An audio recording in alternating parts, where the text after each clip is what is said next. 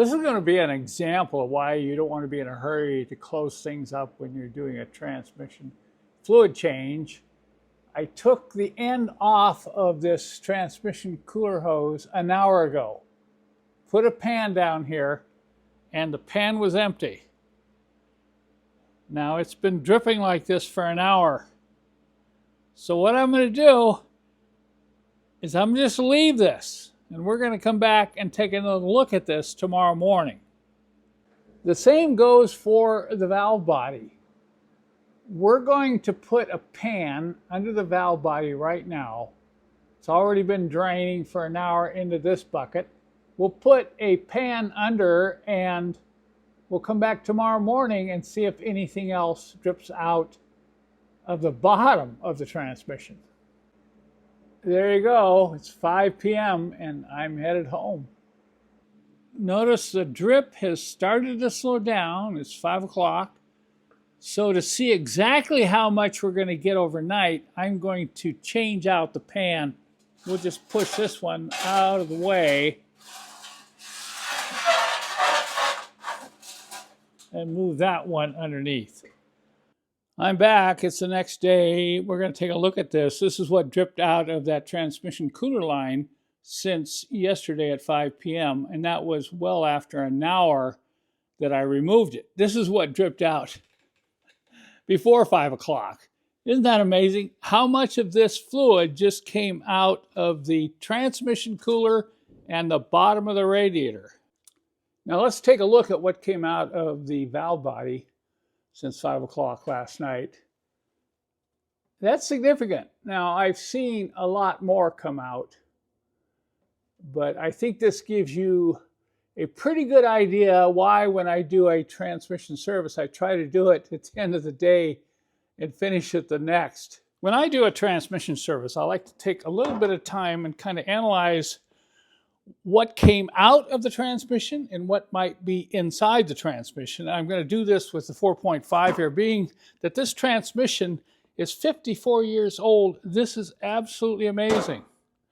Look at inside the pan. What I'm looking for inside the pan are any metal particles, any clutch particles, and I'm also looking for sediment from clutch pack wear, and that usually shows up as a gray material.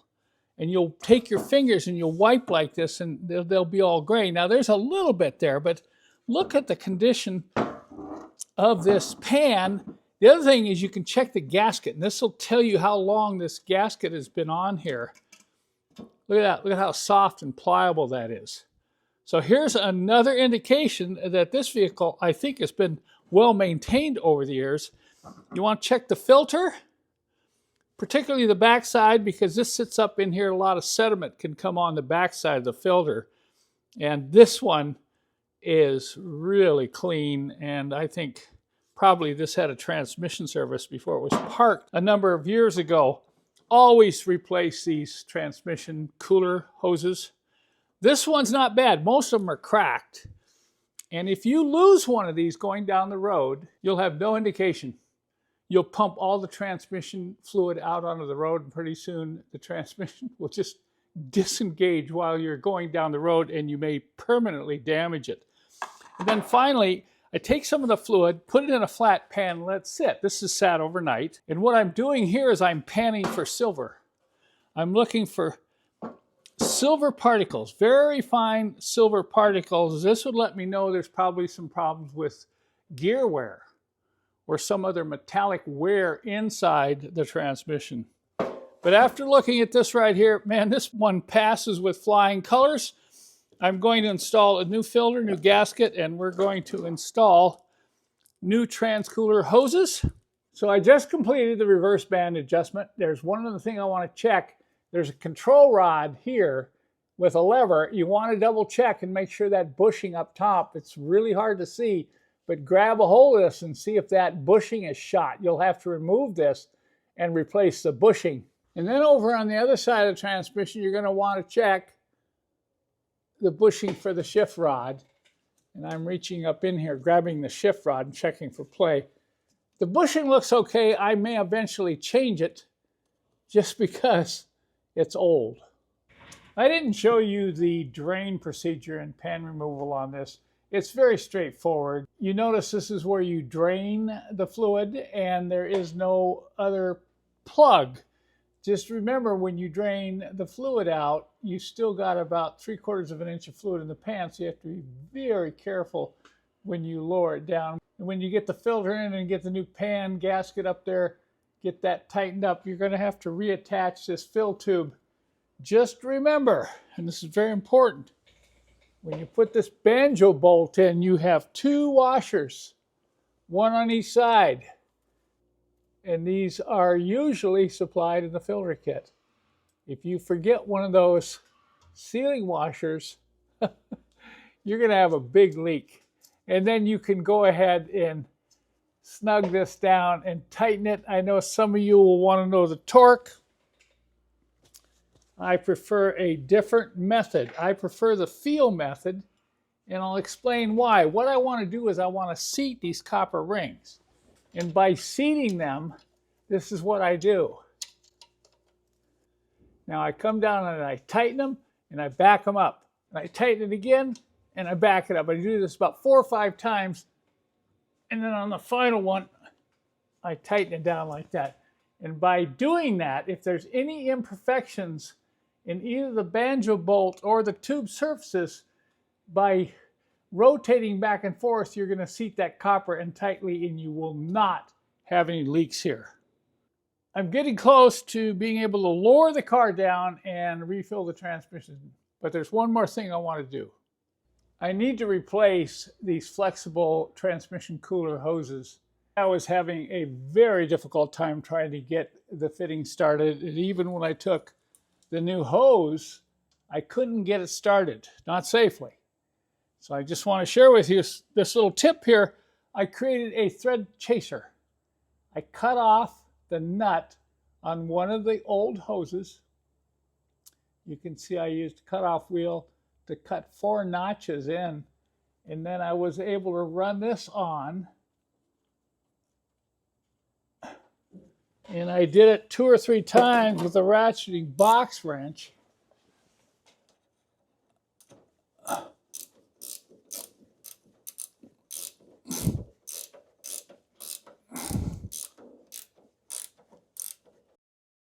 And then back out, do it dry, because you want a little bit of cutting action on those threads coming out of the bottom of the radiator. This is a way you can make a thread chaser for a number of different applications when you have either swollen or slightly damaged threads.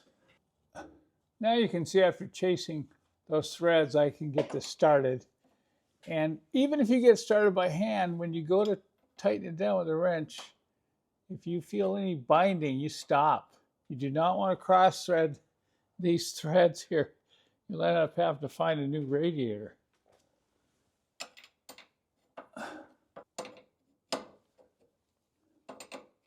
So I've left this other end loose. I'm going to get this down snug. What I have to do when I tighten these hoses is I have to check the alignment. Make sure they're not rubbing on anything. And then I will do the final torquing once I double check this alignment up here.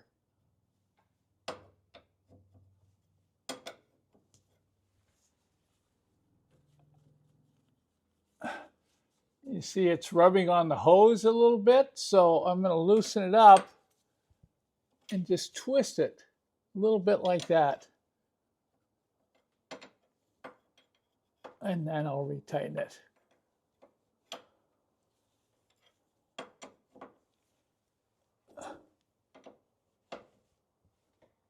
The transmission fill capacity for this car here is approximately 8.5 quarts or 8 liters if you've completely drained the transmission. Well, this one hasn't been completely drained. There's residual fluid in the valve body and some of the lines.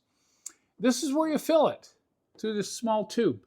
And if any of you watching have been through this routine, you're gonna chuckle at this, but how many times have you filled a transmission? I've done it probably a few hundred times. And you're sitting there pouring and pouring, you know. As much as you try to vent this out, it flows out the tube and gets on the exhaust manifold. And then when you start the car up, it smokes and smells inside the car for 20, 30 minutes. So I gave up doing this a while back. I no longer do this. I'm done. Let me show you how I do it now. This is my pressurized transmission fill tank. It's a 2-gallon tank, so it's going to handle almost any transmission I'm dealing with. And in this case, I've got 6 liters of fluid in the tank. And if you look over here, I've got this hose extended with a valve and a filter, and then a long tube going right down to the bottom of the transmission. So while this is filling, it's not going to come running up the tube and get on my exhaust manifold anymore. Okay. What I think I'll do here is we'll get some pressure in this, and then we'll turn the valve on and go ahead and time it and see how long it takes. Because I'm going to go take a break. Maybe I'll go make myself a cup of coffee or something, but I don't have to sit here and pour or wait for this to happen. I'm going to pump up probably about 15 to 20 psi, and I can tell it by how hard it's getting. Okay. Now I'm going to turn the valve on. There it goes. Did you see how quickly that filter filled up? Now watch here. Okay. See it going down? Now I may have to come back and add a little pressure, all 6 liters. I go take a nap, okay, and then come back in 20 minutes and this will be done. You see why I'm done pouring transmission fluid through a small funnel? Okay, I'm back from my nap. No, just kidding. You can see I've got 1 liter and 2 liter marks on the bottle, and I'm getting very close.